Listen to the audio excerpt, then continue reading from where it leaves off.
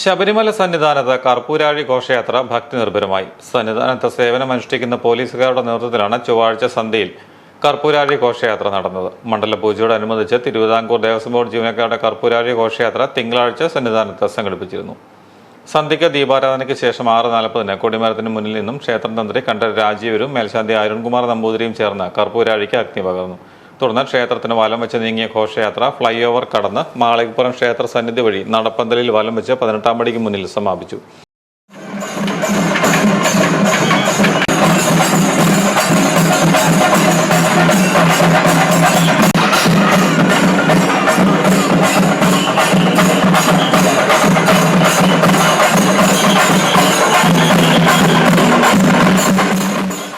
പുലിവാഹനമേറിയ മണികണ്ഠനൊപ്പം ദേവതാരൂപങ്ങളും വർണ്ണക്കാവടിയും കെട്ടുകാഴ്ചകളും ഘോഷയാത്രയ്ക്ക് കൊഴുപ്പേകി. Fly ഓവറിൽ വരുന്ന ഭക്തർക്കും ആനന്ദ കാഴ്ചയായി കർപ്പൂരാഴി ഘോഷയാത്ര മാറി. ADGP S. Sreejith, Thiruvithamkoor Devaswom board president PS. Prasanth, സന്നിധാന special officer B. Krishnakumar, GSO Umesh Goyal, ASO Satheesh Kumar, Sabarimala executive officer Murari Babu, സന്നിധാനത്തെ പോലീസ് ഉദ്യോഗസ്ഥർ, ശബരിമലയിൽ ചുമതലയുള്ള വിവിധ വകുപ്പുകളിലെ ജീവനക്കാർ എന്നിവർ ഘോഷയാത്രയിൽ പങ്കെടുത്തു.